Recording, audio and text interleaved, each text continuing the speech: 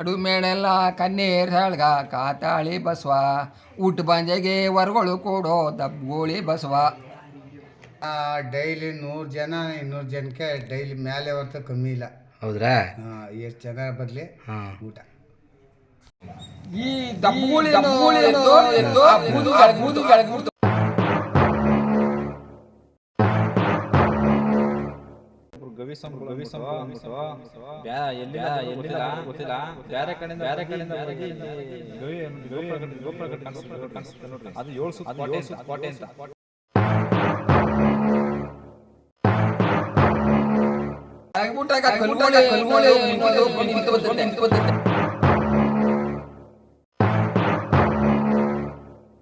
ಇದು ಒಳಗಡೆ ರೈಲ್ವೆ ಕಂಬಿಗಳು ಹಾಕಿ ಒಳಗಡೆ ಕಟ್ಟಿದ್ದಾರೆ.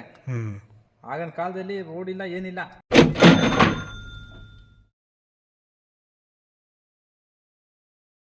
ಶಿವಾರ್ಪಣ ಯೂಟ್ಯೂಬ್ ಚಾನಲ್ ವೀಕ್ಷಣೆ ಮಾಡ್ತಕ್ಕಂಥ ಸಮಸ್ತ ಶಿವಬಾಂಧವರೆಲ್ಲರಿಗೂ ಶರಣಾರ್ಥಿಗಳು. ಸ್ನೇಹಿತರೆ, ಇವತ್ತಿನ ದಿವಸ ತಮ್ಮೆಲ್ಲರಿಗೂ ಒಂದು ಪವಿತ್ರವಾದ ಪುಣ್ಯಕ್ಷೇತ್ರದ ಬಗ್ಗೆ ಪರಿಚಯ ಮಾಡ್ಕೊಳ್ಳೋಕ್ಕೆ ಕರ್ಕೊಂಡೋಗ್ತಾ ಇದ್ದೀನಿ. ಯಾವುದು ಆ ಒಂದು ಪುಣ್ಯಕ್ಷೇತ್ರ ಹಾಗೂ ಅದರ ಮಹಿಮೆ, ಅದರ ಇತಿಹಾಸ ಏನು ಅಂತ ತಿಳಿದುಕೊಳ್ಳುವುದಕ್ಕಿಂತ ಮುಂಚೆ ಬನ್ನಿ ಸ್ನೇಹಿತರೆ, ಪ್ರಯಾಣವನ್ನು ಮುಂದುವರಿಸೋಣ ಸ್ನೇಹಿತರೆ.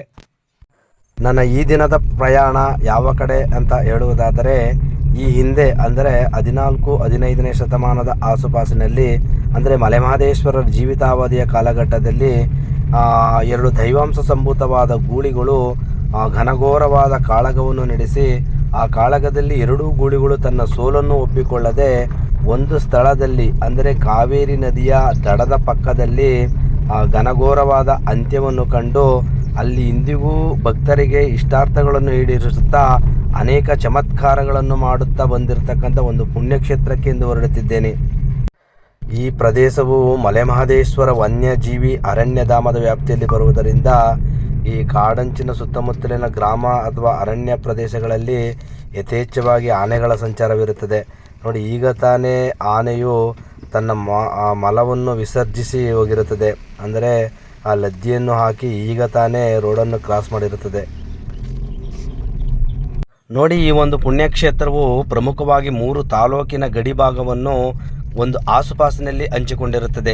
ಅಂದರೆ ಒಂದು ಕಡೆ ಕನಕಪುರ ತಾಲೂಕಿನ ಹುಣಸನಹಳ್ಳಿ ಗ್ರಾಮದ ಗಡಿ ಭಾಗವನ್ನು ಹಂಚಿಕೊಂಡಿದ್ದರೆ, ಮತ್ತೊಂದು ಕಡೆ ಅಂಚೆಟ್ಟಿ ತಾಲೂಕಿನ ಉರಿಗಂ ಹಾಗೂ ಮಂಚಗೊಂಡನಹಳ್ಳಿ ಪಂಚಾಯತಿ ವ್ಯಾಪ್ತಿಗೆ ಈ ಪ್ರದೇಶ ಬರುತ್ತದೆ. ಜೊತೆಗೆ ಅನೂರು ತಾಲೂಕಿನ ಕೌದಳ್ಳಿ ಹಾಗೂ ದಂಟಳ್ಳಿ ಗ್ರಾಮದ ಗಡಿಯನ್ನು ಸಹ ಈ ಕ್ಷೇತ್ರ ಹಂಚಿಕೊಂಡಿರುತ್ತದೆ. ಹೀಗೆ 3 ತಾಲೂಕಿನ ಅರಣ್ಯದ ಗಡಿಯನ್ನು ಹಂಚಿಕೊಂಡಿರ್ತಕ್ಕಂಥ ಈ ಪ್ರದೇಶಕ್ಕೆ ಪ್ರಮುಖವಾಗಿ 3 ಮಾರ್ಗಗಳಿಂದಲೂ ಸಹ ಬಂದು ಸೇರಬಹುದಾಗಿದೆ. ಅಂದರೆ ಬೆಂಗಳೂರಿಂದ ಬರುವುದಾದರೆ ಕನಕಪುರ ಮಾರ್ಗವಾಗಿ ಹುಣಸನಹಳ್ಳಿ ಹಾಗೂ ಮುಗ್ಗೂರಿನಿಂದ ಮಂಚಗೊಂಡನಹಳ್ಳಿ ವ್ಯಾಪ್ತಿಗೆ ಬರಬೇಕಾಗುತ್ತದೆ. ಇತ್ತ ಕಡೆ ಅಂಚೆಟ್ಟಿಯಿಂದ ಬರುವುದಾದರೆ ಅಂಚೆಟ್ಟಿ ಉರಿಗಂ ಮಾರ್ಗವಾಗಿ ಬಿಳಿಕಲ್ ಮಾರ್ಗವಾಗಿ ಮಂಚಗೊಂಡನಹಳ್ಳಿಗೆ ಬರಬಹುದಾಗಿದೆ. ಅತ್ತ ಕಡೆ ಅನೂರಿನ ಮಾರ್ಗವಾಗಿ ಬರುವುದಾದರೆ ಅನೂರಿಂದ ಕೌದಳ್ಳಿಯ ಮಾರ್ಗವಾಗಿ ದಂಟಳ್ಳಿಗೆ ಬಂದು ದಂಟಳ್ಳಿಯಿಂದ ನೇರವಾಗಿ ಒಂದು ಕ್ಷೇತ್ರಕ್ಕೆ ಬರಬಹುದಾಗಿದೆ. ಆದರೆ ನಾನು ಇಂದು ಹೋಗಲು ಆಯ್ಕೆ ಮಾಡಿಕೊಂಡ ಮಾರ್ಗ ಎಂದರೆ ಉರಿಗಂ ಇಂದ ಬಿಳಿಕಲ್ ಮಾರ್ಗವಾಗಿ ಬೇಲದಪಟ್ಟಿ ಹಾಗೂ ಮಂಚಗೊಂಡನಹಳ್ಳಿ ಕಡೆಗೆ ಸಾಗುವಂತಹ ಮಾರ್ಗವನ್ನು ಆಯ್ಕೆ ಮಾಡಿಕೊಂಡಿದ್ದೇನೆ. ಅಂತೂ ಇಂತೂ ಬಿಳಿಕಲ್ ಫಾರೆಸ್ಟ್ನ ಕ್ರಾಸ್ ಮಾಡಿಕೊಂಡು ನಾನು ನಮ್ಮ ಬ್ಯಾಲ್ಪಟ್ಟಿ ಗ್ರಾಮ ವ್ಯಾಪ್ತಿಯ ಪ್ರದೇಶಕ್ಕೆ ಬಂದು ಸೇರಿದೆ. ನೋಡಿ, ಇಲ್ಲಿ ನಮ್ಮ ರೈತಾಪಿ ಜನರು ಕಾಡು ಪ್ರಾಣಿಗಳ ಹಾವಳಿಯನ್ನು ಎದುರಿಸಲಾಗದೆ ತಮ್ಮ ಜಮೀನುಗಳನ್ನು ಹಾಗೆಯೇ ಬಿಟ್ಟು ಸುತ್ತಮುತ್ತಲಿನ ನಗರದ ಕಡೆಗೆ ತಮ್ಮ ಜೀವನೋಪಾಯಕ್ಕಾಗಿ ಮುಖ ಮಾಡಿರುತ್ತಾರೆ. ಹೀಗಾಗಿ ಕಾಡಂಚಿನ ಪ್ರದೇಶದಲ್ಲಿರ್ತಕ್ಕಂಥ ವ್ಯವಸಾಯದ ಭೂಮಿಗಳು ಒಂದು ಪಾಳು ಬಿದ್ದ ಭೂಮಿಯಂತೆ ಭಾಸವಾಗುವುದನ್ನು ಗಮನಿಸಬಹುದು. ಇಲ್ಲಿ ಒಂದು ಅಕ್ಕ ಏನೋ ಕೇಳಿದ್ರು, ಎಷ್ಟು ದೂರ ಅಕ್ಕ ಇಲ್ಲಿಂದ ದಬ್ಬುಳೆ? 7 ಕಿಲೋಮೀಟ್ರಾ? ಆ ಕಡೆಯಿಂದ ಬಂದಾಗ ಬೇಕಾದ್ರೆ ಬರ್ತೀನಿ, ಬನ್ನಿ. ಹಾಂ, ಒಂದು 3 ಗಂಟೆಗೆ ಬರ್ತೀನಿ. ಹಾಂ, ನೋಡಿ, ಅಂದರೆ ಹಳ್ಳಿಯ ಒಂದು ಮುಗ್ಧ ಮನಸ್ಸಿನ ಜೀವಗಳು. ಯಾಕ ಅಪ್ಪ ಆ ಕಡೆಯಿಂದ ಎಷ್ಟೊತ್ತಿಗೆ ಬರ್ತೀಯಪ್ಪ, ನಾನು ಕೂಡ ಈ ಒಂದು ಹುಣಸನಹಳ್ಳಿ ಕಡೆ ಬರಬೇಕು ಅಂತ ಪಾಪ ಕೇಳಿದ್ರು. ಸರಿ ನೋಡೋಣ, 3 ಗಂಟೆಗೆ ಬರ್ತೀನಿ ಅಂತ ಹೇಳಿದೆ.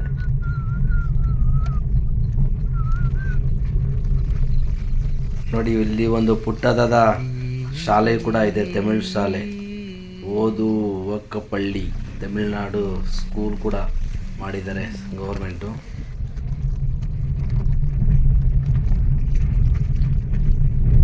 ಇಲ್ಲಿಂದ ಜನರು ಬೇರೆ ಒಂದು ಕಡೆ ಹೋಗ್ಬೇಕಂದ್ರೆ ಯಾವುದೇ ಥರದ ಬಸ್ಸಿನ ವ್ಯವಸ್ಥೆ ಇಲ್ಲ.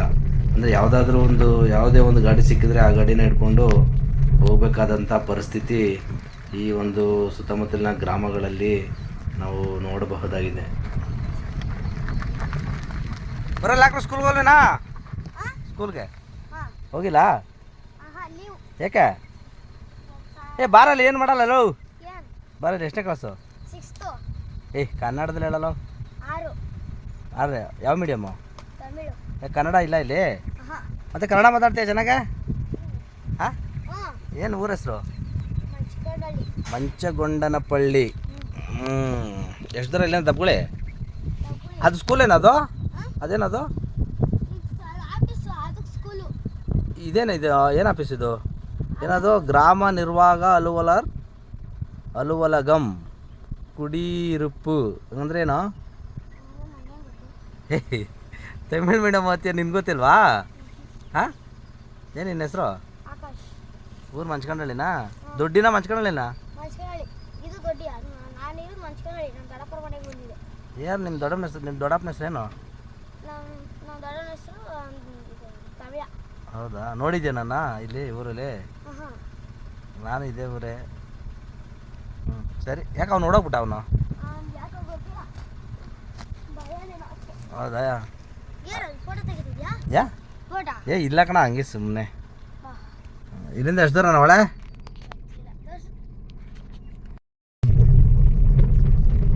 ಫಾರೆಸ್ಟ್ ಚೆಕ್ ಪೋಸ್ಟ್ ದಾಟ್ಕೊಂಡು ಮುಂದೆ ಬಂದೆ. ಇಲ್ಲಿಂದ ರೋಡು ತುಂಬ ಖರಾಬಾಗಿದೆ, ಎಲ್ಲ ಹಳ್ಳ ದಿಣ್ಣೆ, ಹುಷಾರಾಗಿ ಹೋಗ್ಬೇಕು. ಇಲ್ಲಿಂದ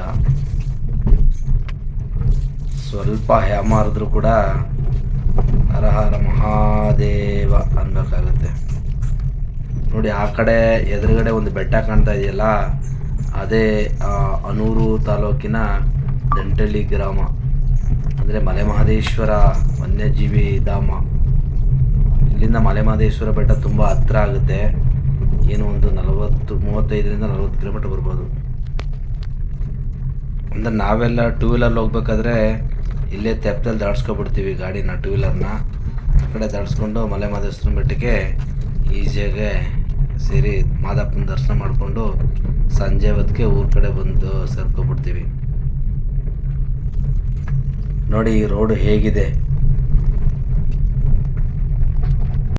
ಅಂತೂ ಇಂತೂ ಒಂದು ಇಳಿಜಾರು ಬೆಟ್ಟ ಅಂತ ಹೇಳ್ಬೋದು. ಅದನ್ನ ಇಳಿದುಕೊಂಡು ಕೆಳಗಡೆ ಬಂದು ಸೇರಿದೆ. ನೋಡಿ ಅಲ್ಲಿ ಕಾಣ್ತಾ ಇತ್ತಲ್ಲ, ಅದೇ ಕಾವೇರಿ ನದಿ. ಅತ್ತ ಕಡೆ ಬರ್ತಕ್ಕಂಥ ಒಂದು ಫಾರೆಸ್ಟ್ ಎಲ್ಲವೂ ಚಾಮರಾಜನಗರ ಜಿಲ್ಲೆಯ ವ್ಯಾಪ್ತಿಗೆ ಒಳಪಟ್ಟರೆ, ಇತ್ತ ಕಡೆ ಇರ್ತಕ್ಕಂಥ ಫಾರೆಸ್ಟ್ ಏರಿಯಾ ಎಲ್ಲ ಕೃಷ್ಣಗಿರಿ ಜಿಲ್ಲೆಗೆ ಸಂಬಂಧಪಟ್ಟದಾಗಿರುತ್ತೆ. ಈ ಹಿಂದೆ ಈ ಸ್ಥಳದಲ್ಲಿ ನಮ್ಮ ತಾತಂದಿರು ಹಾಗೂ ಸ್ವಲ್ಪ ದಿನಗಳ ಕಾಲ ನನ್ನ ತಂದೆಯವರು ಸಹ ಈ ದನದ ದೊಡ್ಡಿಯನ್ನು ಮಾಡಿಕೊಂಡು ಈ ಸ್ಥಳದಲ್ಲಿ ಅನೇಕ ರಾಸುಗಳ ಸಮೇತ ದನಗಳನ್ನು ಮೇಯಿಸುತ್ತಿದ್ದರಂತೆ. ಇದನ್ನು ನನ್ನ ತಂದೆ ನನಗೆ ಆಗಾಗ ಹೇಳುತ್ತಿದ್ದರು. ಇವಾಗ ಹೊಳೆಯಲ್ಲಿ ನೀರು ಸ್ವಲ್ಪ ಕಡಿಮೆ ಇದೆ, ಬನ್ನಿ ನೋಡೋಣ.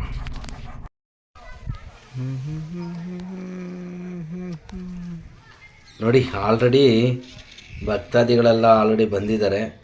ಬಂದು ತಮ್ಮ ವಾಹನಗಳನ್ನು ಒಂದು ಕಡೆ ಪಾರ್ಕಿಂಗ್ ಮಾಡಿಬಿಟ್ಟು ಎಲ್ಲ ಇದ್ದಾರೆ.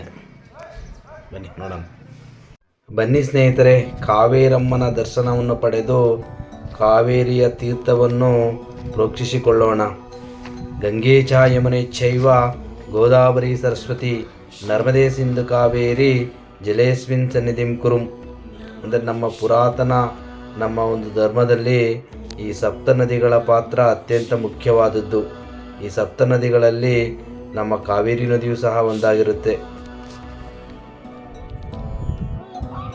ಸ್ನೇಹಿತರೆ ನೋಡಿ, ಈ ಒಂದು ಕಾವೇರಿ ನದಿ ಹೇಗೆ ಶುದ್ಧವಾಗಿ ಹರಿತಾ ಇದ್ದಾಳೆ ಅಂತ ನೋಡಿ ನೋಡಿ ನೀರಿನ ಒಂದು ಪಾವಿತ್ರತೆ ಹೇಗಿದೆ ಅನ್ನೋದನ್ನ ನೋಡೋಣ ಬನ್ನಿ ಸ್ನೇಹಿತರೆ.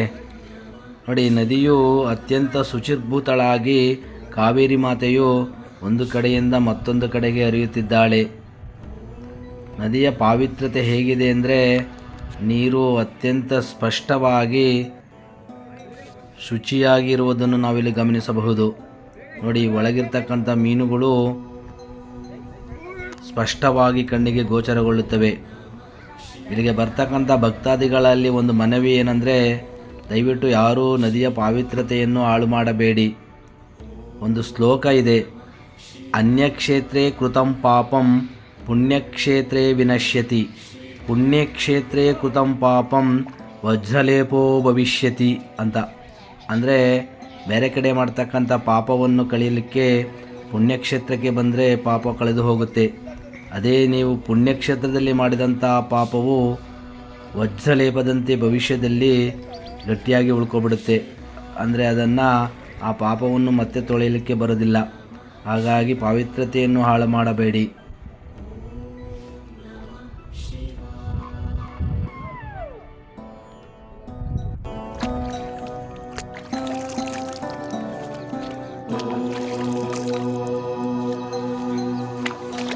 ಕಾವೇರಿ ಮಾತೆಯ ತೀರ್ಥ ಸ್ಪರ್ಶ ಹಾಗೂ ಪ್ರೋಕ್ಷಣೆ ಆಯಿತು. ಬನ್ನಿ ಇವಾಗ ಭಗವಂತನಾದ ನಂದೀಶ್ವರನ ದರ್ಶನವನ್ನು ಮಾಡಿ ಬರೋಣ.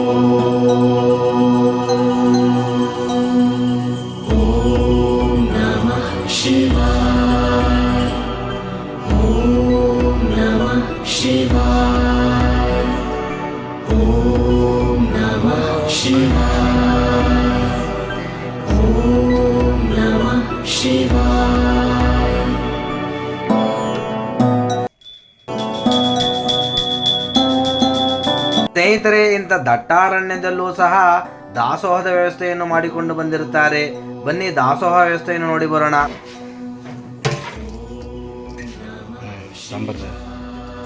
ಸಾಂಬಾರ್ ಎಷ್ಟು ಜನಕ್ಕೆ ಮಾಡ್ತೀರಾ ಡೈಲಿ? ದಿನ ಡೈಲಿ 100 ಜನ 200 ಜನಕ್ಕೆ ಡೈಲಿ ಮೇಲೆ ಹೊರತು ಕಮ್ಮಿ ಇಲ್ಲ. ಹೌದ್ರಾ? ಎಷ್ಟು ಜನ ಬರಲಿ ಡೈಲಿ ನೀವೇ ಬಂದು ಭಕ್ತಾದಿಗಳಿಗೆ ಪ್ರಸಾದ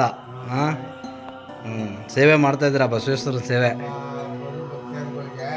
ಊಟ ಇಲ್ಲ ಅಂತ ಹಸ್ಕೊಂಡು ಹೋಗ್ಬಾರ್ದು. ಚೆನ್ನಾರ ಬರಲಿ, ಭಗವಂತ ನಿಮ್ಮಂತೆ ಭಕ್ತಾದಿಗಳು ಸಹಾಯ ಮಾಡ್ತಾರೆ. ನಾವು ಭಟ್ರು ಮಾಡಿಕೊಂಡು ನಾವು ಬಂದವ್ರಿಗೆ ಪ್ರಸಾದ ಇಲ್ಲ ಅನ್ನೋಂಗೆ ಮಾಡಿ ಹಾಕಿ ಒಳ್ಳೇದಾಗಲಿ. ಒಂದು ತಿಂಗಳಿಗೆ 10,000 ಯಾರಿಗೆ ಭಟ್ರು ಕೊಡ್ಬೇಕು. ಸರಿ. ಈ 2 ಶಿಲೆಯನ್ನು ಮಾಡಿಕೊಟ್ಟಿವಿ. ಕಾಡಿಂದ ಸೌದೆ ಕೊಡ್ಬೇಕು. ಬರೋ ಭಕ್ತಾದಿಗಳಿಗೆ ಮಾಡಬೇಕು. ಇಲ್ಲಿ ಯಾವಾಗ ಬಂದ್ರು ಎಷ್ಟು ಜನ ಬಂದ್ರು ಯಾವಾಗ ಬಂದ್ರು ಪ್ರಸಾದ ವ್ಯವಸ್ಥೆ ಆಗ್ತೀರಾ? ಯಾವ ಒಂದು ಎಷ್ಟು ಜನರ ಬರಲಿ ಊಟ ಇಲ್ಲ ಅಂತ ಹೋಗಂಗಿಲ್ಲ. ಹಾಂ, ಪ್ರಸಾದ ಮಾಡ್ಕೊಂಡೇ ಹೋಗ್ತಾರೆ ಜನ ನಾವು ಭಕ್ತಾದಿಗಳು. ಭಕ್ತಾದಿಗಳು ಅಲ್ಲಿ ಇಟ್ಕೊಂಡು ಪಾಪ ಕಾಣ್ತಿದ್ರು ಗೊತ್ತಿಲ್ಲ ಅಂದ್ಬಿಟ್ಟು ಹಾಂ, ಕುಯ್ದು ಊಟ ಅಷ್ಟೇ. ಹೌದಾ? ಸರಿ ಸರಿ ಸರಿ, ಒಳ್ಳೇದಾಗಲಿ, ಭಗವಂತ ದೇವ್ರು ಒಳ್ಳೇದು ಮಾಡಲಿ. ನೀವು ಇದೇ ಊರಿನವ್ರ ಬಾಲ್ಪಟ್ಟಿಯಾರಾ? ಮೇಲ್ಪಟ್ಟಿ. ಒಂದು ಬೋರ್ಡ್ ಹಾಕ್ಬೇಕು ಇಲ್ಲಿ ದಾಸೋಹದ ವ್ಯವಸ್ಥೆ ಅಂತ. ಹಾಂ, ಬಂದಂಥ ಭಕ್ತಾದಿಗಳು ತಮ್ಮ ಕೈಲಾದ ಒಂದು ಸಹಾಯನ ದಾಸೋಹಕ್ಕೆ ಮಾಡಬೇಕು ಯಾವತ್ತಿದ್ರು. ನೋಡಿ,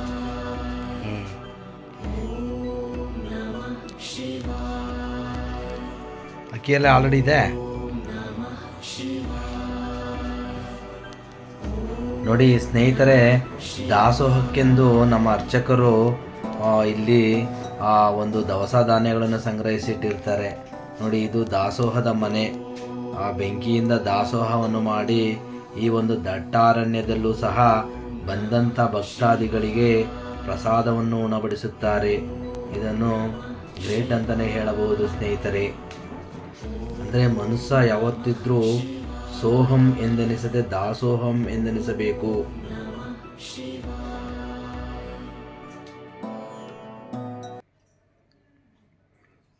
ಇದು ಫಸ್ಟ್ ಇದ್ದು ದೇವರನ್ನ ಇದೇ ಫೋಟೋ. ಅನ್ನಪೂರ್ಣೆ ಸದಾಪೂರ್ಣೆ ಶಂಕರ ಪ್ರಾಣವಲ್ಲಭೆ ಜ್ಞಾನವೈರಾಗ್ಯ ಸಿದ್ಧಾರ್ಥಂ ಭಿಕ್ಷಾಂದೇಹಿ ಚ ಪಾರ್ವತಿ. ಸರಿ, ಬನ್ನಿ ಸ್ನೇಹಿತರೆ, ದಾಸೋಹವನ್ನು ಸ್ವೀಕರಿಸೋಣ. ದಾಸೋಹ ವ್ಯವಸ್ಥೆ ತುಂಬ ಚೆನ್ನಾಗಿತ್ತು, ತುಂಬ ರುಚಿಕರವಾಗಿತ್ತು ದಾಸೋಹ. ಅದರಲ್ಲಿ ಬಂದಂಥ ಭಕ್ತಾದಿಗಳು ಏನು ತಮ್ಮ ಕಾಣಿಕೆ ಇಲ್ಲಿ ಕೊಡ್ತಾರೆ, ಅದರಿಂದಲೇ ಈ ಒಂದು ಪ್ರತಿದಿನದ ದಾಸೋಹ ನಡೀತದೆ. ಇಲ್ಲಿ ಬಂದಂಥ ಭಕ್ತಾದಿಗಳು ದಯವಿಟ್ಟು ತಮ್ಮ ದಾಸೋಹವನ್ನು ಸ್ವೀಕರಿಸುವುದರ ಜೊತೆಗೆ ತಮ್ಮ ತನು ಮನ ಧನವನ್ನು ಸಹ ಸ್ವಾಮಿಗೆ ಅರ್ಪಣೆ ಮಾಡಬೇಕಂತ ಈ ಮೂಲಕ ಕೇಳ್ಕೊತಾ ಇದ್ದೀನಿ ಸ್ನೇಹಿತರೆ. ಬಂದು ಊಟ ಇಲ್ಲ ಅಂತ. ಓಕೆ ಸ್ನೇಹಿತರೆ, ನೋಡಿ ಈ ಒಂದು ದಾಸೋಹಕ್ಕೆ ನಮ್ಮ ಏನು ಅರ್ಚಕರು ಇದ್ದಾರಲ್ಲ, ಅವರ ಒಂದು ಕಾಣಿಕೆ ಏನು ತಟ್ಟೆಗೆ ಒಂದು ಕಾಣಿಕೆ ಹಾಕ್ತಾರಲ್ಲ, ಈ ಒಂದು ಹಣದಿಂದ ಹಣವನ್ನು ಸಹ ಅವರು ಇಲ್ಲಿ ದಾಸೋಹಕ್ಕೆ ಒಂದು ಸಮರ್ಪಣೆ ಮಾಡ್ಕೊತಾ ಇದ್ದಾರೆ. ಹಾಗಾಗಿ ಇಲ್ಲಿ ದಾಸೋಹ ವ್ಯವಸ್ಥೆಗೆ ಬಂದಂಥ ಭಕ್ತಾದಿಗಳು ತಮ್ಮ ಕೈಲಾದ ಸಹಾಯವನ್ನು ಈ ಒಂದು ದಾಸೋಹ ಕೇಂದ್ರಕ್ಕೆ ನೀಡಬೇಕಂತ ಈ ಮೂಲಕ ನಾನು ಕೇಳ್ಕೊತಾ ಇದ್ದೀನಿ ಸ್ನೇಹಿತರೆ. ನೋಡಿ, ಆಗಿನ ಕಾಲದಲ್ಲಿ ಈ ನದಿಯ ನೀರಂಚಿನಲ್ಲೇ ಈ ಒಂದು ಏನು ಈ ಸಾಮಗ್ರಿಗಳಿದ್ದಾವಲ್ಲ, ಈ ಒಂದು ಕನ್ಸ್ಟ್ರಕ್ಷನ್ಗೆ ಸಂಬಂಧಪಟ್ಟ ಸಾಮಗ್ರಿಗಳನ್ನು ಈ ನದಿಯ ನೀರಿನಲ್ಲೇ ಮೈಸೂರು ಪ್ರಾಂತ್ಯದಿಂದ, ಅಂದರೆ ಮೈಸೂರು ಭಾಗದಿಂದ ನೋಡಿ ಈ ಒಂದು ಮೆಟೀರಿಯಲ್ಸ್ ಇರ್ಬೋದು, ಈ ಒಂದು ಬ್ಲಾಕ್ಸ್ ಇರ್ಬೋದು, ಅಥವಾ ಇಲ್ಲೊಂದು ನಿಮಗೆ ತೋರಿಸ್ತೀನಿ ನೋಡಿ ಸ್ನೇಹಿತರೆ. ಈ ಒಂದು ಮಂಟಪವನ್ನು ಸಂಪೂರ್ಣವಾಗಿ ಒಂದು ರೈಲ್ವೆ ಕಂಬಿಗಳ ಸಹಾಯದಿಂದಲೇ ನಿರ್ಮಾಣ ಮಾಡಿದ್ದಾರೆ. ಇದರ ಒಂದು ಕಾಲಘಟ್ಟ ನೋಡುವುದಾದರೆ ಸರಿಸುಮಾರು 14 ಅಥವಾ 15ನೇ ಶತಮಾನದ ಆಸುಪಾಸು ಅಂತಲೇ ಹೇಳಬಹುದು. ಈ ಹಿಂದೆ ಈ ಒಂದು ಸ್ಥಳದಲ್ಲಿ ಓರ್ವ ಜಂಗಮರಾದ ಶಿವಶರಣರು ಇದ್ದರು ಎಂಬ ಮಾಹಿತಿ ಇದೆ. ಅಂದರೆ ಈ ಒಂದು ಕಟ್ಟಡಕ್ಕೆ ಸಂಬಂಧಂತಹ ಮೆಟೀರಿಯಲ್ಗಳನ್ನು ಅಂದಿನ ಕಾಲದಲ್ಲಿ ಯಾವುದೇ ರಸ್ತೆ ಮಾರ್ಗವಿಲ್ಲದೆ ಇರುವುದರಿಂದ ನದಿಯ ಸಂಪರ್ಕದಿಂದ, ಅಂದರೆ ಹರಿಯುವ ನೀರಿನ ಸಂಪರ್ಕದಿಂದ ಈ ಒಂದು ರೈಲ್ವೆ ಕಂಬಿ ಹಾಗೂ ಈ ಕಟ್ಟಡ ಸಾಮಗ್ರಿಗಳನ್ನು ಸಾಗಿಸಿಕೊಂಡು ಬಂದಿರುತ್ತಾರೆ ಎಂಬ ಮಾಹಿತಿ ಇದೆ. ಇಂತಹ ಅನೇಕ ಶಿವಶರಣರ ಮಹಿಮೆಗಳನ್ನು ನಮ್ಮ ಈ ಮೈಸೂರು ಪ್ರಾಂತ್ಯದಲ್ಲಿ ನಾವು ಬಹುತೇಕ ಕಡೆ ನೋಡಬಹುದಾಗಿದೆ ಸ್ನೇಹಿತರೆ.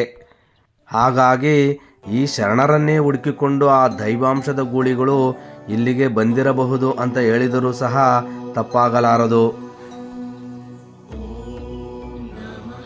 ಸ್ನೇಹಿತರೆ, ಈ ಒಂದು ಕ್ಷೇತ್ರದ ಮಹಿಮೆ ಹಾಗೂ ಪರಂಪರೆಯನ್ನು ನೋಡುವುದಾದರೆ ಈ ಹಿಂದೆಲ್ಲ ರೈತಾಪಿ ವರ್ಗದ ಜನರು ತಮ್ಮ ಗ್ರಾಮಗಳಲ್ಲಿ ಮಠ ಹಾಗೂ ದೇವಸ್ಥಾನಗಳಿಗೆ ಹೋರಿ ಅಥವಾ ಎತ್ತನ್ನು ಮುದ್ರೆ ಹಾಕಿ ಅವುಗಳಿಗೆ ಸಂಸ್ಕಾರ ನೀಡಿ ಜೊತೆಗೆ ದೀಕ್ಷೆಯನ್ನು ಸಹ ನೀಡಿ ದೇವರ ಗೂಳಿ ಎಂದು ನಾಮಕರಣವನ್ನು ಮಾಡಿ ದೇವಸ್ಥಾನ ಹಾಗೂ ಮಠಗಳಿಗೆ ಬಿಡುತ್ತಿದ್ದರು.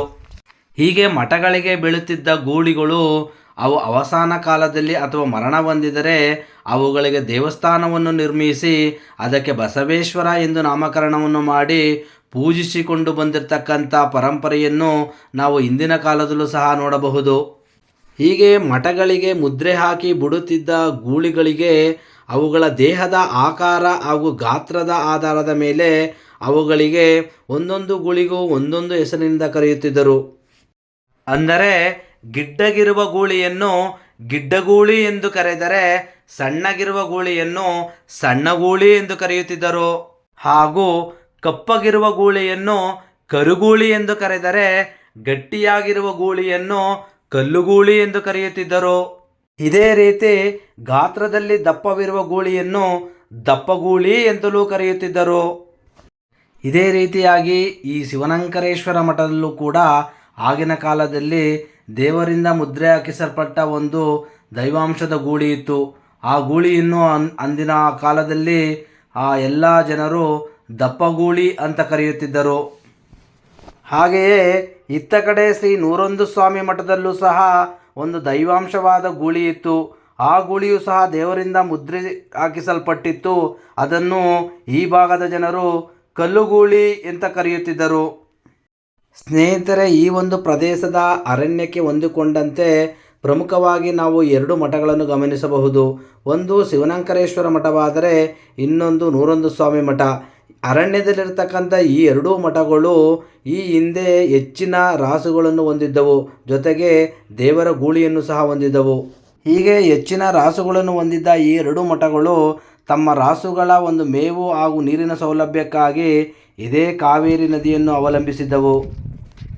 ಹೀಗೆ 2 ಕಡೆಯಿಂದ ಬಂದಂಥ ರಾಸುಗಳು ಅಂದರೆ ದನ ಕರುಗಳು ಈ ಒಂದು ಸ್ಥಳವನ್ನು ತಮ್ಮ ವಾಸಕ್ಕಾಗಿ ಆಯ್ಕೆ ಮಾಡಿಕೊಳ್ಳುತ್ತಿದ್ದವು ಸ್ನೇಹಿತರೆ. ಏಕೆಂದರೆ ಈ ಒಂದು ಸ್ಥಳದಲ್ಲಿ ಯಥೇಚ್ಛವಾಗಿ ಈ ದನ ಕರುಗಳಿಗೆ ಮೇವು ಬೆಳೆಯುತ್ತಿತ್ತು. ಹಾಗಾಗಿ ಇತ್ತ ಕಡೆಯಿಂದ ಬಂದಂಥ ಶಿವನಂಕರೇಶ್ವರ ಟೆಂಪಲಿಂದ ಬಂದ ರಾಸುಗಳು, ಹಾಗೆಯೇ ಇತ್ತ ಕಡೆ ನೂರೊಂದು ಸ್ವಾಮಿ ಬೆಟ್ಟದಿಂದ ಬಂದಂಥ ರಾಸುಗಳು ಈ ಒಂದು ಸ್ಥಳದಲ್ಲಿ ತಮ್ಮ ನೀರು ಹಾಗೂ ತಂಗುವಿಕೆಯಕ್ಕಾಗಿ ತಮ್ಮ ವಾಸ ಸ್ಥಳವನ್ನು ಆಯ್ಕೆ ಮಾಡಿಕೊಳ್ಳುತ್ತಿದ್ದವು. ಸ್ನೇಹಿತರೆ, ರೈತಾಪಿ ಮಕ್ಕಳಾದ ನಮಗೆಲ್ಲರಿಗೂ ಒಂದು ವಿಷಯ ಚೆನ್ನಾಗಿ ಗೊತ್ತಿರುತ್ತದೆ.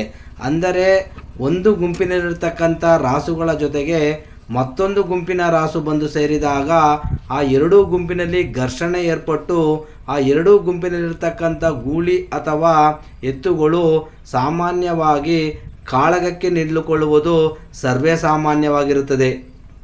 ಅದರಂತೆಯೇ ಅಂದು ಆ 2 ಗೂಳಿಗಳು ಕಾಳಗಕ್ಕೆ ನಿಲ್ಲುತ್ತವೆ. ಅಂದರೆ ಕಲ್ಲುಗೂಳಿ ಹಾಗೂ ದಪ್ಪಗೂಳಿ 2 ಕಾಳಗಕ್ಕೆ ನಿಂತುಕೊಳ್ತವೆ. ಹೀಗೆ ಕಾಳಗಕ್ಕೆ ನಿಂತ ಶಿವನಂಕರೇಶ್ವರ ಮಠದ ದಬ್ಬಗೂಳಿ ಹಾಗೂ ನೂರೊಂದು ಸ್ವಾಮಿ ಮಠದ ಕಲ್ಲುಗೂಳಿಗೆರಡೂ ಸಹ ಕಾಳಗವನ್ನು ಮುಂದುವರೆಸಿ ಎರಡೂ ಸಹ ತನ್ನ ಸೋಲನ್ನು ಒಪ್ಪಿಕೊಳ್ಳುವುದಿಲ್ಲ. ಎರಡೂ ಸೋಲನ್ನು ಒಪ್ಪಿಕೊಳ್ಳಲಾರದ ಪರಿಸ್ಥಿತಿಯಲ್ಲಿ ಆ ಎರಡೂ ಗೂಳಿಗಳು ಬಂದು ಈ ಒಂದು ಸ್ಥಳದಲ್ಲಿ ದಪ್ಪವಾದ ಬೆಂಕಿಯ ಹೊಂಡವಿದ್ದ ಕಾರಣ ಆ ಎರಡೂ ಗೂಳಿಗಳು ಈ ಬೆಂಕಿಯ ಹೊಂಡಕ್ಕೆ ಬಂದು ಬೀಳುತ್ತವೆ. ಹೀಗೆ ಬೆಂಕಿಯ ಹೊಂಡಕ್ಕೆ ಬಿದ್ದ ಈ ಎರಡೂ ಗೂಳಿಗಳಲ್ಲಿ ಶಿವನಂಕರೇಶ್ವರ ಮಠದ ದಪ್ಪಗೂಳಿಯು ಅಲ್ಲಿಯೇ ಐಕ್ಯವಾಗಿದ್ದರಿಂದ ಅದಕ್ಕೆ ದಪ್ಪಗೂಳಿಯ ಐಕ್ಯ ಕ್ಷೇತ್ರ ದಬ್ಬಗೂಳಿ ಎಂದಾಯಿತು. ಮುಂದೆ ಕಲ್ಲುಗೂಳಿಯು ಅಲ್ಲಿಂದ ತಪ್ಪಿಸಿಕೊಂಡು ಪಕ್ಕದಲ್ಲಿಯೇ ಹರಿಯುತ್ತಿದ್ದ ಕಾವೇರಿಯ ನದಿಗೆ ಧುಮುಕುತ್ತದೆ. ಹೀಗೆ ರಭಸವಾಗಿ ಹರಿಯುತ್ತಿದ್ದ ಕಾವೇರಿ ನದಿಯು ಆ ಒಂದು ಕಲ್ಲುಗೂಳಿಯನ್ನು ತನ್ನ ರಭಸದಲ್ಲಿ ಒತ್ತಿಕೊಂಡು ಹೋಗುತ್ತದೆ. ಹೀಗೆ ನದಿಯಲ್ಲಿ ತೇಲುತ್ತಾ ಹೋದ ಆ ಕಲ್ಲುಗೂಳಿಯು ಮುಂದೆ ಅನುಗೂಳಿ ಎಂಬ ಸ್ಥಳದಲ್ಲಿ ದಡವನ್ನು ಸೇರುತ್ತದೆ. ಅನುಗೂಳಿಯಲ್ಲಿ ದಡವನ್ನು ಕಂಡ ಆ ಗೂಳಿಯು ತನ್ನ ತವರು ಕ್ಷೇತ್ರವಾದ ನೂರೊಂದು ಸ್ವಾಮಿ ಬೆಟ್ಟದ ಕಡೆ ಮಾರ್ಗವನ್ನು ಹಿಡಿಯುತ್ತದೆ.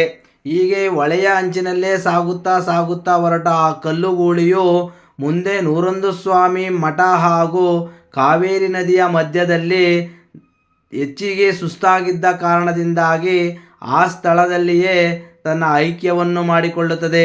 ಹೀಗೆ ಕಲ್ಲುಗೂಳಿಯು ಐಕ್ಯವಾದ ಸ್ಥಳವನ್ನು ಇಂದಿಗೂ ಸಹ ಆ ಸುತ್ತಮುತ್ತಲಿನ ಗ್ರಾಮಸ್ಥರು ಭಕ್ತಿಭಾವದಿಂದ ಪೂಜಿಸುತ್ತಾ ಕಲ್ಲುಗೂಳಿ ಬಸವೇಶ್ವರ ಎಂತಲೇ ಕರೆಯುತ್ತಾ ಬಂದಿರುತ್ತಾರೆ. ಈ ಕಲ್ಗುಳಿ ಹಾಗೂ ದಬ್ಗುಳಿ ಒಂದು ಪವಾಡದ ಬಗ್ಗೆ ನಮ್ಮ ಊರಿನ ಒಬ್ಬ ಹಿರಿಯರು ಇದ್ರ ಬಗ್ಗೆ ಹೇಳ್ತಾರೆ. ಬನ್ನಿ ಸ್ನೇಹಿತರೆ, ಕೇಳ್ಕೊಬರೋಣ ಆ ವಿಷಯದ ಬಗ್ಗೆ. ದಬ್ಗುಳಿ ಅನ್ನೋದು ಶಿವನಂಕರೇಶ್ವರನ ಗುಡಿ ಸೇರಿದ ಬರ್ತೈತೆ. ಕಲ್ಲುಗೂಳಿ ಅನ್ನೋದು ನೂರೊಂದು ಸ್ವಾಮಿ ಬೆಟ್ಟದಿಂದ ಹೋಗ್ತೈತೆ. ಹಿಂಗೆ ಈ ಕಡೆ ಒಳೆ ಕಡೆ ಬರ್ತೈತೆ. ಎರಡು ಅನುಗೂಳಿಲಿ ಸೇರ್ತಂತೆ. ಅನುಗೂಳಿಂದ ಕಾದಾಟ ಆಡ್ಕೊಂಡ್ ಬಂದು ತೊಳ್ಕೊಂಡು ತಬ್ಗುಳಿ ಗುಡಿ ತಗೊಂಡ ಬಂದು ಅಲ್ಲಿ ಕಾರಸ್ ಮರ ದೊಡ್ಡದು ಬೆಂದಿತ್ತಂತೆ. ಆ ಬೆಂದಾಗ ಅಲ್ಲಿ ಗವಿ ಸ್ವಾಮಿಗಳು ಮಠ ಕಟ್ಟಿದಿರುತ್ತೆ, ಗವಿ ಕಟ್ಟಿದಿರುತ್ತೆ. ಆ ಗವಿ ಕಟ್ಟಿದಾಗ ಈ ದಬ್ಬುಗಳೇನು ಎತ್ತು ಆ ಬೂದಿಗೆ ಎಳಗ್ಬಿಡ್ತು, ಹಾಂ ಒಳಗೆ ಬಿದ್ದೈತೆ. ಎಳಗ್ಬಿಡ್ತಂತೆ. ಹಾಂ, ಆ ಎಳಗ್ಬಿಟ್ಟಾಗ ಕಲ್ಗುಳಿ ಅನ್ನೋದು ಬೆಂಕಿ ತಪ್ಪಿಸ್ಕೊಂಡು ನಿಂತ್ಕೊಂತಂತೆ. ಅಂದರೆ ಅದು ಕಲ್ಲುಗುಳಿ ತಪ್ಸ್ಕೊತು. ತಪ್ಪಿಸ್ಕೊತು. ಹಾಂ ಆ ದಬ್ಬುಳಿದು ಯಾವಾಗ ಒಳಗೆ ಕಡ್ಕಾಯ್ತು ಆ ಸ್ವಾಮಿಗಳು, ಗವಿ ಸ್ವಾಮಿಗಳು ನೋಡ್ಬಿಟ್ಟು, ಹಾಂ ಯಾವತ್ತೂ ನಿನಗೆ 10 ಕಡ್ಡಿ ಕಡ್ದಿರಲಿ, ಹಾಂ, ಇಲ್ಲಿ ದಬ್ಬುಳಿ ಬಸವಣ್ಣ ಅಂತ ಹೆಸರೆತ್ಕೊಂಡು ನೀನು ಪ್ರಖ್ಯಾತಿ ಆಗು. ಅಂದರೆ ದಪ್ಪವಾಗಿದ್ದ ಗುಳಿಗೆ ದಬ್ಬುಳಿ. ದಬ್ಬುಳಿ ಹಾಂ, ಅಲ್ಲಿ ಪ್ರಖ್ಯಾತಿ ಆಗು ಅಂತ ಗವಿ ಸ್ವಾಮಿಗಳು ಶಾಪ ಕೊಟ್ಬಿಟ್ಟು ಮುಂದ್ಕೊಬಿಡ್ತಂತೆ. ಅಲ್ಲಿಂದ ಕಲ್ಗುಳಿ ಬಂದು ಅದು ಬೆಂಕಿ ಸೋಕಿತ್ತೆ, ಅದು ಗೆದ್ಕೊಂಡ್ ಬಂದಿತ್ತು. ಬೆಟ್ಟ ಏರಿಕೆ ತ್ರಾಣ ಇಲ್ದಿರ ಕಲ್ಗುಳ ಹಬ್ತಾವ, ಅದು ಪ್ರಾಣ ಯಾವ ಬಿಟ್ಬಿಡ್ತದೆ. ಬೆಟ್ಟ? ನೂರ ಸ್ವಾಮಿ ಬೆಟ್ಟ ಏರಿಕಾಗಲ್ಲ, ಹಾಂ, ಅದು ಅಲ್ಲಿ ಅಲ್ಲಿ ಅಲ್ಲಿ ಕಲ್ಗುಳಪ್ಪ ಅನ್ನೋ ಪ್ರಾಣ ಬಿಟ್ಬಿಡ್ತಂತೆ. ಈಗ ಕಲ್ಗುಳಪ್ಪನ ಇದು ಈಗೂ ಐತೆ. ಹಾಂ, ಅಲ್ಲಿ ಈಗೂ ಪೂಜೆ ಮಾಡ್ತಾ ಇದ್ದಾರಾ? ಪೂಜೆ ಮಾಡ್ತಾರೆ ಕಲ್ಗುಳಪ್ಪ. ಹಾಂ, ಈಗ ನೆನ್ನೆ ದಿನ ಕೂಡ ಪೂಜೆ, ಮೊನ್ನೆ ಧನುರ್ಮಾಸಗಳಲ್ಲಿ ಪೂಜೆ ಮಾಡಿ ಹೋಯ್ತಾರೆ. ಹಾಂ ಹಾಂ ಹಾಂ ಈಗ ತಿಂಗಳು ಹೋಯ್ತಾರೆ. ಹಾಂ ಹಾಂ, ಅಂದರೆ ಒಂದು ಕಲ್ಲುಗೂಳಿ, ಇನ್ನೊಂದು ದಪ್ಪಗೂಳಿ. ಹಾಂ, ಹೇಳಿ ಇವಾಗ. ನಮಸ್ಕಾರ. ಇದು ದಬ್ಬುಳಿ ಬಸವೇಶ್ವರ ಅಂದ್ಬಿಟ್ಟು ಈ ಸ್ವಾಮಿ ಇಲ್ಲ ಆಯ್ಕೆ ಐತಲ್ಲ, ಈ ಜಾಗದಲ್ಲಿ ಬಂದು ಒಬ್ರು ಗವಿ ಸ್ವಾಮಿಗಳು ಅಂದ್ಬಿಟ್ಟು ಎಲ್ಲಿಂದ ಬಂದರೂ ಗೊತ್ತಿಲ್ಲ, ಬೇರೆ ಕಡೆಯಿಂದ ಬಂದು ಇಲ್ಲಿ ಗವಿ ಒಂದು ಗೋಪುರ ಕಟ್ಟಿದೆ ನೋಡ್ರಿ, ಗವಿ ಕಾಣಿಸುತ್ತೆ ನೋಡ್ರಿ, ಅದು 7 ಸುತ್ತು ಕೋಟೆ ಅಂತ. ಅದು ಬಂದು ಒಳಗಡೆ ಸುತ್ತಿ ಹೋಗ್ಬೇಕು. ಈ ಲಿಂಗು 101 ಲಿಂಗು ಇತ್ತಲ್ರ ಇಲ್ಲಿ, ಈ ಲಿಂಗುನ ಎತ್ಕೊಂಡು ಮಡಿಗೆ ಅಂತ ಅಲ್ಲಿ ಮಾಡಿದ್ದು ಅವರು. ಒಂದು ಲಿಂಗು ನೋಡ್ಬಿಟ್ಟು ತಿರ್ಗಾ ಮತ್ತೆ ಇಲ್ಲಿ ಬರೋ ಅಷ್ಟೊತ್ತಿಗೆ ಆ ಲಿಂಗು ಅಲ್ಲಿ ಇರ್ತಾರಲ್ವಂತೆ, ಇಲ್ಲೇ ಇರ್ತೈತಂತೆ. ಆಮೇಲೆ ಅವರು ಸಖತ್ ಸತ್ಯವಂತರಂತೆ, ಅವರು ಋಷಿಗಳು ಅಂತೆ. ಅವ್ರು ಬಂದು ಎಮ್ಮೆ ಕೋಣದಲ್ಲಿ ಗಾರೆ ಹಿಡ್ದು ಕಟ್ಟಿದ್ದಾರೆ ಅದನ್ನ. ಇದು ಚಕ್ರ ಇಲ್ಲೇ ಬಿದ್ದಿದೆ ನೋಡ, ಬಿಲ್ಪತ್ರೆ ಮಾಡ್ತಾವಿದೆ ಚಕ್ರ, ಅದರಲ್ಲಿ ಅರ್ಧಿ ಕಟ್ಟಿರೋದಂತೆ. ಅದು ಒಂದೇ ಒಂದು ಕಲ್ಲು ಕೀಳಕ್ಕಾಗಲ್ಲ ಅಷ್ಟು, ಅದರಲ್ಲೂ ಒಂದು ಪವಾಡ, ಜಾಸ್ತಿ ಪವಾಡ ಇದು. ಈ ಜಾಗದಲ್ಲಿ ಬಂದು ಅವರು ಮೈಸೂರು ಹತ್ರ ಮಹಾರಾಜರು ಇಲ್ಲಿ ಒಳಗಡೆ ರೈಲ್ವೆ ಕಂಬಿಗಳು ಹಾಕಿ ಒಳಗಡೆ ಹಿಂಗೆ ಕಟ್ಟಿದ್ದಾರೆ. ಆಗಿನ ಕಾಲದಲ್ಲಿ ರೋಡ್ ಇಲ್ಲ, ಏನಿಲ್ಲ. ಇವಾಗನ ರೋಡ್ ಇದೆ, ಜನ ಬರ್ತಾರೆ ಹೋಗ್ತಾರೆ. ಆವಾಗ ಒಂದು ಕಬ್ಬಣ ಎತ್ಕೋಬೇಕಾಗಲ್ಲ, 10 ತಾಳು ತುಪ್ಪಬೇಕು ಒಂದು ರೈಲ್ವೆ ಕಂಬಿನ. ಅಂಥ ಕಬ್ಬಣಗಳನ್ನ ಮೈಸೂರು ಮಹಾರಾಜರು ಆವಾಗ ಬಾಳೆ ಎಲೆ ಮೇಲೆ ಬರ್ದು ಮಡ್ಬಿಟ್ರೆ ಒಳೆಯಲ್ಲಿ, ಅದು ನೇರ ತಗೊಂಡು ದೇವ್ರ ಮತ್ತಿ ಮರ ಅಂತ ಇದೆ ಒಳೆತಾವು, ಅಲ್ಲಿ ತಗೊಂಡು ಬಿಡೋದಂತೆ. ಅದನ್ನ ಎಳ್ಕೊಂಡು ಇಲ್ಲಿ ಕಟ್ಟಿರೋದಂತೆ ಅವರು. ಯಾವುದು ಈ ಗುಹೆನ ಕಟ್ಬಿಟ್ಟು ಅವರು ಆಮೇಲೆ ಇಲ್ಲೇ ಜಪ ತಪ ಮಾಡ್ಕೊಂಡು ಇಲ್ಲೇ ಇದ್ರಂತೆ ಅವಾಗ. ಆಮೇಲೆ ಇಲ್ಲಿ ಒಂದು ಉಚ್ಚೋಳೆ ಬತ್ತಂತೆ. ಉಚ್ಚೋಳೆ ಬಂದ್ರೆ ಈ ಗೋಪುರ ಬಳಸ್ಕೊಂಡು ಹೋಗ್ತೈತಂತೆ ಇದು. ಆಮೇಲೆ ಇಲ್ಲಿ ನಮ್ದು ಅವಾಗ ತಡ್ಕೆ ಗುಡಿ ಇದ್ದಿದ್ದು. ಸ್ನೇಹಿತರೆ, ಈ ಒಂದು ದಬ್ಬಗೂಳಿ ಎಂಬ ಪದಕ್ಕೆ ಗೂಗಲ್ ಯಾವ ರೀತಿಯ ಒಂದು ಉತ್ತರವನ್ನು ಕೊಡುತ್ತೆ ಬನ್ನಿ ನೋಡಿ ಬರೋಣ. ನೋಡಿ, ನಾನು ಗೂಗಲ್ ಸರ್ಚ್ ಕಾಲಮ್ನಲ್ಲಿ ದಬ್ಬಗೂಳಿ ಎಂದು ಸರ್ಚ್ ಮಾಡ್ತೇನೆ. ದಬ್ಬಗೂಳಿ ನೋಡಿ, ನಾನು ದಬ್ಬಗೂಳಿ ಎಂದು ಸರ್ಚ್ ಮಾಡಿ ಇದನ್ನು ಒಂದು ಆರ್ಟಿಫಿಷಿಯಲ್ ಇಂಟೆಲಿಜೆಂಟ್ ಮೋಡ್ಗೆ ಹೋದಾಗ ಅಲ್ಲಿ ಯಾವ ರೀತಿ ಅರ್ಥವನ್ನು ಕೊಡುತ್ತೆ ಬನ್ನಿ ನೋಡಿ ಬರೋಣ. ನೋಡಿ, ದಬ್ಬಗೂಳಿ ಎಂಬುದು ಕನ್ನಡದ ಪದವಾಗಿದ್ದು ಇದನ್ನು ಇಂಗ್ಲೀಷ್ನಲ್ಲಿ ಬುಲ್ ಎಂದು ಕರೆಯಬಹುದು. ಗೂಳಿ ಎಂದರೆ ಸಾಮಾನ್ಯವಾಗಿ ವಯಸ್ಕ ಗಂಡು ದನ ಅಥವಾ ಎತ್ತು. ಗೂಳಿ ಎಂಬುದು ನಮ್ಗೆ ಆಲ್ರೆಡಿ ಗೊತ್ತಿರುತ್ತೆ, ಅದರ ಅರ್ಥ. ಇಲ್ಲಿ ನಮಗೆ ಬೇಕಾಗಿರೋದು ದಬ್ಬ ಎಂಬ ಪದ. ನೋಡಿ ಸ್ನೇಹಿತರೆ, ಇಲ್ಲಿ ಕೆಲವೊಮ್ಮೆ ದೊಡ್ಡ ಅಥವಾ ಬಲಶಾಲಿ ವ್ಯಕ್ತಿಯನ್ನು ಸೂಚಿಸಲು ಸಹ ಇದನ್ನು ಬಳಸುತ್ತಾರೆ. ನೋಡಿ, ದಬ್ಬ ಎಂಬ ಪದವು ಬಲವಾದ ಅಥವಾ ದಪ್ಪಗಿರುವ ಎಂಬ ಅರ್ಥವನ್ನು ನೀಡಬಹುದು. ಆದ್ದರಿಂದ ದಬ್ಬಗೂಳಿ ಎಂದರೆ ಬಲಿಷ್ಠವಾದ ಅಥವಾ ದೊಡ್ಡದಾದ ಗೂಳಿ ಎಂದರ್ಥ. ನೋಡಿದ್ರಲ್ಲ ಸ್ನೇಹಿತರೆ, ದಬ್ಬಗೂಳಿ ಎಂಬುದು ಅಂದರೆ ದಬ್ಬ ಎಂಬ ಪದವು ದಪ್ಪ ಪದದ ಅನುಪಯುಕ್ತ ಪದವಾಗಿದೆ. ಅಂದರೆ ಆಗಿನ ಕಾಲದ ದಪ್ಪಗಿನ ಗೂಳಿಯು ಹಿಂದಿನ ಕಾಲದ ದಬ್ಬಗೂಳಿಯಾಗಿದೆ. ನೋಡಿದ್ರಲ್ಲ, ದಬ್ಬಗೂಳಿ ಎಂಬುದು ದಪ್ಪಗೂಳಿಯ ಅನುಪಯುಕ್ತ ಪದ. ನೋಡಿದ್ರಲ್ಲ ಸ್ನೇಹಿತರೆ, ಇದ್ರ ಬಗ್ಗೆ ಇನ್ನೊಂದು ಮಾಹಿತಿ ಇದೆ, ಬನ್ನಿ ತಿಳ್ಕೊಂಡು ಬರೋಣ. ಸ್ನೇಹಿತರೆ, ಈ ಒಂದು ಸ್ಥಳದ ಬಗ್ಗೆ ಇನ್ನೊಂದು ಮಾಹಿತಿಯನ್ನು ಹುಡುಕಲು ಹೊರಟ ನಮಗೆ ಬಂದಂಥ ಒಂದು ಉತ್ತರ ಏನಂದರೆ, ನೋಡಿ, ಈ ಒಂದು ಪ್ರಾಂತ್ಯವು ತಮಿಳುನಾಡು ಸರ್ಕಾರದ ವ್ಯಾಪ್ತಿಗೆ ಒಳಪಟ್ಟಿರುತ್ತದೆ. ಈಗ ತಮಿಳುನಾಡು ಸರ್ಕಾರವು ತಮ್ಮ ಸ್ಥಳಗಳ ಮಾಹಿತಿ ಸಂಗ್ರಹಿಸುವ ಸಂದರ್ಭದಲ್ಲಿ, ಅಂದರೆ ತಮ್ಮ ಸ್ಥಳಗಳನ್ನು ನೋಂದಣಿ ಮಾಡ್ತಕ್ಕಂಥ ಸಂದರ್ಭಗಳಲ್ಲಿ ಆ್ಯಸ್ ಯೂಶುವಲ್ ಆಗಿ ದಬ್ಬಗೂಳಿ ದಪ್ಪಗೂಳಿ ಎಂದು ನಮೂದನೆ ಮಾಡುತ್ತೆ. ಅಂದರೆ ದಪ್ಪಗೂಳಿ ಎಂದು ಹೇಳಿದಾಗ ಆ ದಪ್ಪಗೂಳಿಯಿಂದಲೇ ನೋಂದಣಿ ಮಾಡಿಕೊಳ್ಳುತ್ತೆ. ನೋಡಿ ಸ್ನೇಹಿತರೆ, ತಮಿಳಿನಲ್ಲಿ ದಪ್ಪ ಎಂದು ಬರೆದರೆ ಅದನ್ನು ದಬ್ಬ ಎಂತಲೂ ಸಹ ಓದಬಹುದಾಗಿದೆ. ಅಂದರೆ ತಮಿಳಿನಲ್ಲಿ ಬಾ ಹಾಗೂ ಪ ಎರಡೂ ಅಕ್ಷರಕ್ಕೂ ಒಂದೇ ಅಕ್ಷರ ಪ ಎನ್ನುವ ಅಕ್ಷರ. ಈ ಪ ಎನ್ನುವ ಅಕ್ಷರವನ್ನು ಪ ಎಂದಲೂ ಓದಬಹುದು, ಹಾಗೆಯೇ ಬಾ ಎಂದಲೂ ಸಹ ಓದಬಹುದಾಗಿದೆ. ಹೀಗಾಗಿ ದಪ್ಪ ಎಂದು ಬರೆದ ಅಕ್ಷರವು ಪದವು ಮುಂದೆ ದಬ್ಬ ಎಂದು ಬದಲಾವಣೆಯಾಗುತ್ತೆ. ಹೀಗಾಗಿ ತಮಿಳಿನಲ್ಲಿ ದಪ್ಪಗೂಳಿ ಎಂದು ಬರೆದ ಒಂದು ಪದವು ಮುಂದೆ ದಬ್ಬಗೂಳಿ ಎಂದು ಬದಲಾವಣೆಯಾಗುವುದನ್ನು ನೋಡಬಹುದು. ಒಟ್ಟಿನಲ್ಲಿ ಹೇಳುವುದಾದರೆ ದಬ್ಬ ಎಂಬ ಪದವು ದಪ್ಪ ಎಂಬ ಪದದ ಅನುಪಯುಕ್ತ ಪದವಾಗಿದೆ. ಹಾಗಾಗಿ ದಪ್ಪಗೂಳಿಯೇ ಮುಂದೆ ದಬ್ಬಗೂಳಿಯಾಗಿ ಬದಲಾವಣೆಯಾಗಿದೆ ಸ್ನೇಹಿತರೆ. ಈ ಸ್ಥಳ ಪುರಾಣದ ಬಗ್ಗೆ ಯಾವುದೇ ಐತಿಹಾಸಿಕ ದಾಖಲೆ ಇಲ್ಲದೇ ಇದ್ದರೂ ಸಹ ಶತಮಾನಗಳಿಂದಲೂ ನಡೆದುಕೊಂಡು ಬಂದಂತಹ ಆಚಾರ ವಿಚಾರ ಹಾಗೂ ಪವಾಡಗಳನ್ನು ಇಂದಿಗೂ ಸಹ ಈ ಒಂದು ಸ್ಥಳದಲ್ಲಿ ನಾವು ಜೀವಂತವಾಗಿ ನೋಡಬಹುದು. ಯತ್ರ ತತ್ರ ಸ್ಥಿತೋ ದೇವ ಸರ್ವವ್ಯಾಪಿ ಮಹೇಶ್ವರ ಎಂಬಂತೆ ಸರ್ವವ್ಯಾಪಿಯಾದ ಮಹೇಶ್ವರನು ಭಕ್ತಿ ಇರುವ ಸ್ಥಳಗಳಲ್ಲಿಯೇ ಬಹುಬೇಗ ಒಲಿದು ಬಿಡುತ್ತಾನೆ.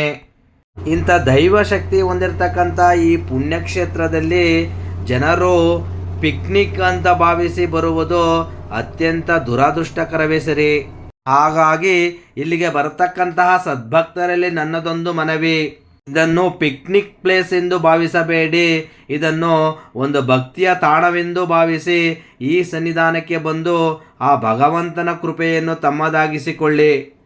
ಹೀಗೆ ಈ ಸ್ಥಳದ ಮಹಿಮೆಯನ್ನು ಆಲಿಸಿದ ಎಲ್ಲ ಸದ್ಭಕ್ತರಿಗೂ ಆ ಭಗವಂತನ ಕೃಪಾಶೀರ್ವಾದವಿರಲಿ ಎಂದು ಹೇಳುತ್ತಾ, ಆ ಭಗವಂತನ ಕೃಪಾಶೀರ್ವಾದ ಎಲ್ಲ ಸದ್ಭಕ್ತರ ಮೇಲಿರಲೆಂದು ಈ ಮೂಲಕ ಕೇಳಿಕೊಳ್ಳುತ್ತಿದ್ದೇನೆ. ಲೋಕ ಸಮಸ್ತ ಸುಖಿನೋ ಭವಂತು, ಸಕಲ ಸನ್ಮಂಗಳಾನಿ ಭವಂತು. ಮಾನವ ಧರ್ಮಕ್ಕೆ ಜಯವಾಗಲಿ, ಧರ್ಮದಿಂದಲೇ ವಿಶ್ವಶಾಂತಿ.